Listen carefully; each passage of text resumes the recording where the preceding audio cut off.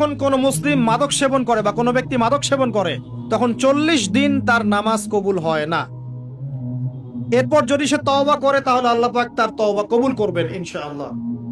যদি সে আবারও মাদক খায় তওবা করার পর আবার 40 দিন তার নামাজ কবুল হবে না। যদি সে আবার তওবা করে আল্লাহ পাক আবার তাকে মাফ করে দিবেন। যদি সে আবারও মাদক খায় আবার 40 দিন তার নামাজ কবুল হবে না। তারপর যদি আবার তওবা করে আবার আল্লাহ তাকে মাফ করে দিবেন।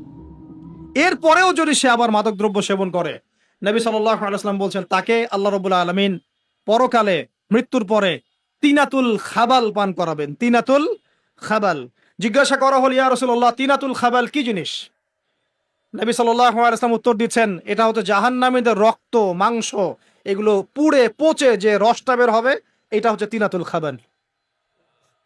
এই যে দুনিয়াতে যারা ওয়াইন খাচ্ছে, শ্যাম্পেইন, ওয়াইন, বিয়ার, তারপরে যে কি ভোদকা, হ্যাঁ, গাঁজা, হেরোইন, ফেন্সিডিল, ইয়াবা, একটা বিষয় শোনেন, কি কারণে আপনি সেখানে যাচ্ছেন? হতাশা, হতাশা, অথবা সঙ্গদোষ, অথবা পারিবারিক চাপ, অথবা যে গার্লফ্রেন্ড ছেড়ে চলে গেছে, এই তো বিষয়গুলো।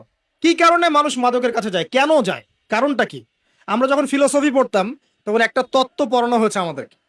তত্ত্বটার নাম হচ্ছে কার্য-কারণ তত্ত্ব। মানে প্রত্যেকটা কাজের পিছনে একটা কারণ থাকে, ঠিক আছে? এই যে মুসলিমরা নামাজ পড়ে কেন? আল্লাহর জন্য। মুসলিমরা জাকাত দিবে কেন? আল্লাহকে সন্তুষ্ট করার জন্য। মুসলিমরা প্রতিটা কাজ কেন করে? পরকালের স্বার্থে। পরকালের স্বার্থ নাই, আমি নাই। যে কাজে পরকালের স্বার্থ নাই সে কাজে মুসলিমরা নাই। তাই প্রতিটা কাজের পিছনে একটা কারণ থাকে। দেখবেন কেন সে সুদ খাচ্ছে? তার পরিবারের স্বার্থে। কেন সে ঘুষ নিল? তার ছেলে মেয়ের উন্নয়নের জন্য।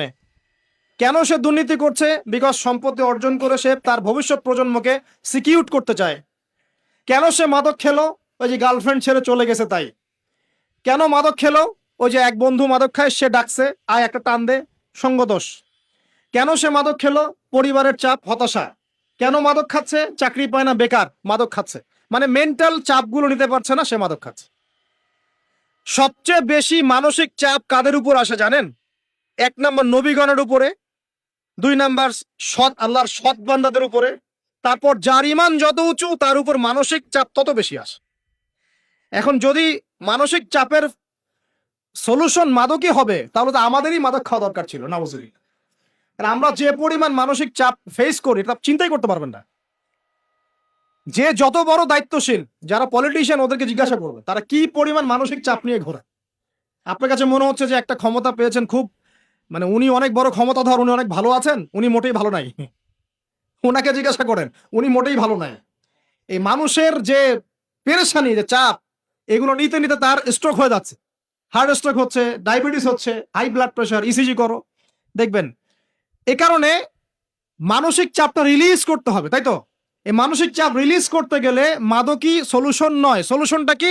এই যে আমার হাতে এখানে আছে একটা কোরআন। মানসিক চাপ থেকে আপনাকে মুক্তি দিবে আল কোরআনুল কারীম, আর কিচ্ছু না। আরেকটা বিষয় কোরআনের সাথে, সেটা হলো প্রথমে বলেছি 5 ওয়াক্ত নামাজ। আপনি ওযু করে সুন্দর করে 5 ওয়াক্ত নামাজ জামাতে পড়বেন, ডেইলি 1 ঘন্টা করে কোরআন তেলাওয়াত করবেন, সময় পেলে একটু হাদিস পড়বেন, 2-4 টাকা দান সদকা করবেন, ভালো কাজের সাথে থাকবেন, অন্যায় কাজে যাবেন না, ইসলামকে এগিয়ে নেওয়ার জন্য আমর বিল মারুফ নাহি আনিল মুনকারের কাজ করবেন। আপনার তো সুখী কোনো মানুষ পৃথিবীতে নাই।